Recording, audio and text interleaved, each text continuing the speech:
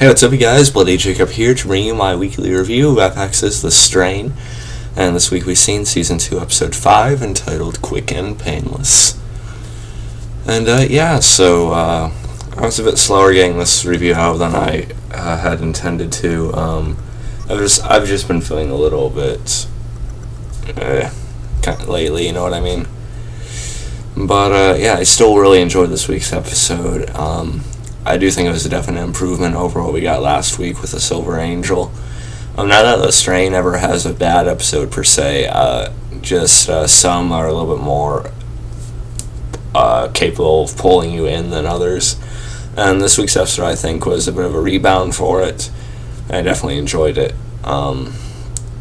We'll talk about the main part of the episode in a moment. But we also seen Nora and what's her name, Dutch, going around to try and get Fet out of, custody after he was arrested for, attempting to blow up the tunnels last week. But it turned out that, the guys had actually, the SWAT, the FBI, whoever they are, I don't really know, the government, whatever. They had actually known what he was trying to do, but yet they couldn't just allow a civilian, going around trying to do that however they wanted and stuff like that. I guess kind of makes sense, kind of doesn't. But if they knew what he was doing, why would they really stop him? I don't know. Anyway, we did actually get a very cool opening scene as well, I want to mention. It just had to do with that SWAT team. I'm not talking about the vampire SWAT team, by the way, who are unfortunately most likely dead at this point. But we can talk about that some other time. We did see the regular humans going around into the apartments trying to clear out, areas of the city and stuff like that, as Justine, I think her name is, as really pushing for the clear out, has been trying to do. And we get a very cool scene of them going around taking down some of the Strigoi. And we've seen that they get a few of them, but they're still obviously not as effective as our core group. And especially when the children of Kelly, the blind children that were, turned and stuff like that, they're really fast, on their feet. They can crawl up walls and stuff like that much quicker than some of the regular vampires. And they take down one of the team, and then they escape as well. So it's kind of cool to see them in action. It shows that they may actually be potentially more dangerous than your average vampire, regular sized one. So that was a pretty cool sequence, I think. And good to see that tied into when Dutch and Nora went to get Fet out. We seen that he made friends pretty fast for the short time he was in there, though that was kind of funny. He always playing a card game with them and talking to them and stuff. Hold on as I let my cat out.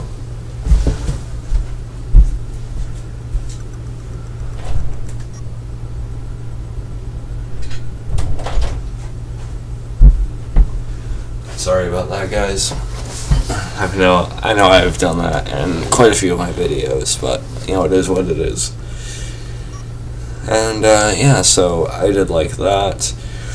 And we see that as they the awareness of what's going on has sort of increased. At least the people are starting to try to take action of what's going on in New York a little bit.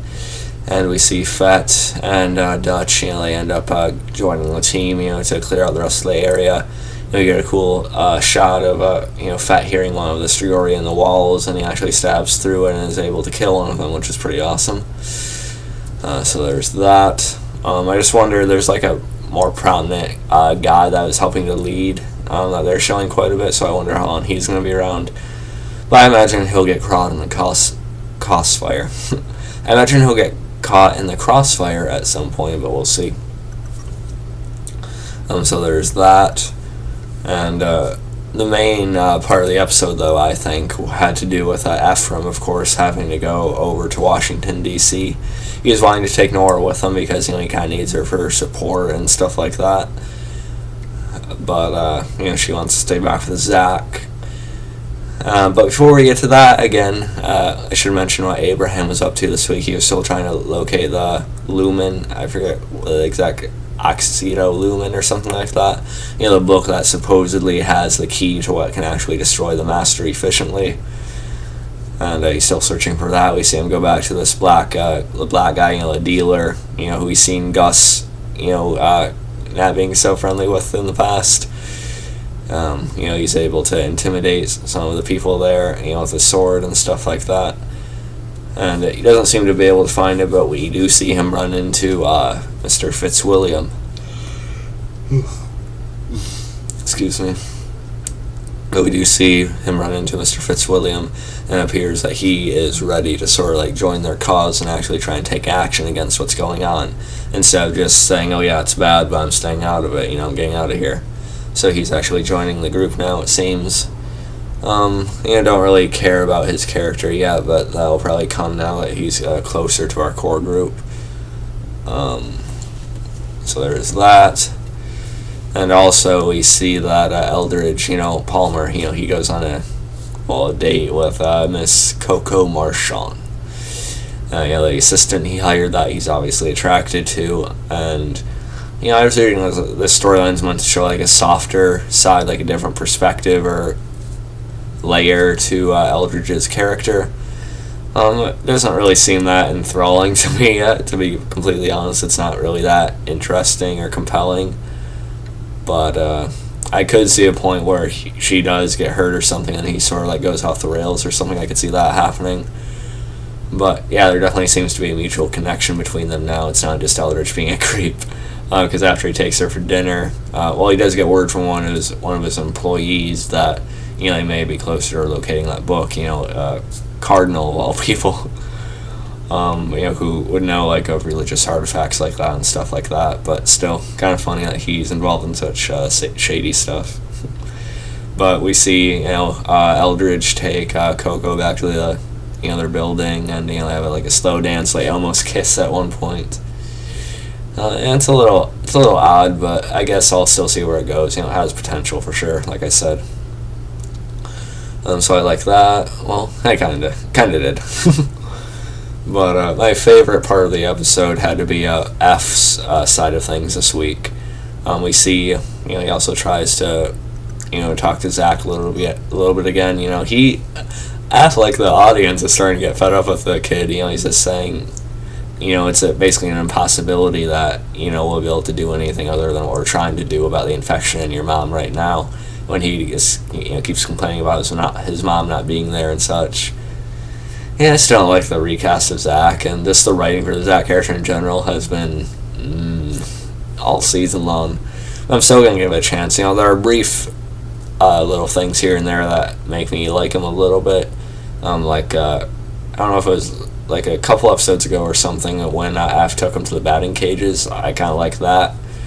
But yeah, so we'll just see where it goes in general though. But yeah, definitely F, he had to forge a different identity to get to Washington D.C. because he's still a fugitive, for the supposedly murdering someone and stuff like that. But now that they're aware of what these things are, it seems like they wouldn't be after him quite as much. But still they probably want to take him in anyway. So he's trying to avoid that. He gets himself a pass with a different name and stuff like that. I think the fake name he used was Jonathan Crowley or something. And but the big thing about it was F shaved his head. Oh my god. Well, Corey Stoll, he's the actor who plays him, is typically bald like that, or at least has a shaved head, buzz cut type of thing. And a lot of people were kind of made fun of the wig or I forget what it's called, the toupee. I don't know what it was that he wore in season 1, but it looked a little bit more real in season 2 while he had it. So I don't know, but I actually kind of liked him with the hair, to be honest. But at least this means Corey Stoll doesn't necessarily have to grow it out if he doesn't want to anymore, right? But yeah, I was waiting. We were all kind of expecting him to shave his head at some point. We had heard that he was going to do it at some point as a way to blend in, and he did it so he won't be recognized quite as easily, which made sense. And he gets on the train, he's able to get past security and stuff like that, and even uses this really good excuse me again, I need to get more sleep. But he even uses like these fake ashes he made, as a way to get past security too, saying his wife had passed away and stuff. And the big thing about it, though, is that he actually ran into his old boss from the CDC, the one that ended up working with Eldridge and Eichhorst and, things like that, the more corrupt CDC member and stuff like that. Us trying to, avoid him on the bus, so eventually they come face to face. The boss tries to say that, oh yeah, I understand now, you don't need to do this and that, I respect you for sticking with it and trying to stop this thing. But F picks up on that he's probably lying. He's just kind of, getting security or something once he leaves. So F and him actually get into a little fight, a little altercation. But thankfully, F is able to get, is able to overpower him and outmaneuver him a little bit, and he beats him down a little bit. Then he actually ends up throwing him off the train, and most likely to his death. Yeah, he's probably dead after that, and he's able to actually cover it up. So that was a pretty cool scene. And we see he actually does make it to Washington D.C. by the end of the episode. So we're actually most likely going to get some scenes of F in Washington, trying to, make them the main government aware of what's actually happening. Who knows? Maybe we'll see the president. I don't know. But and maybe try to at least tell them some of the weaknesses and stuff like that. We'll see how that goes. That whole infection idea that can try to wipe out the Strigoi as well.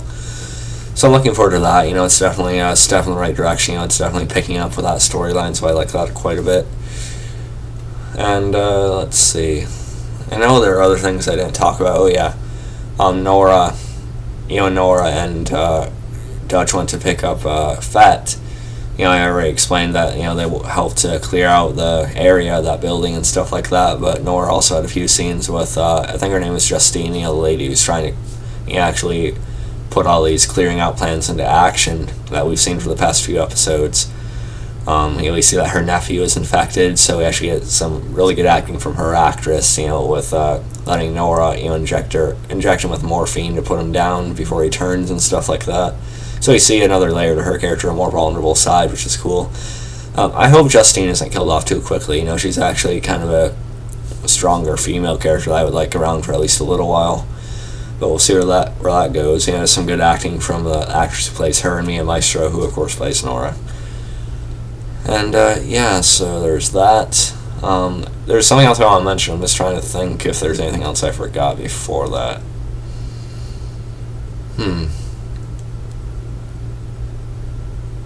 Don't think so, but yeah, you guys will feel free to add something, in the comments section, of course.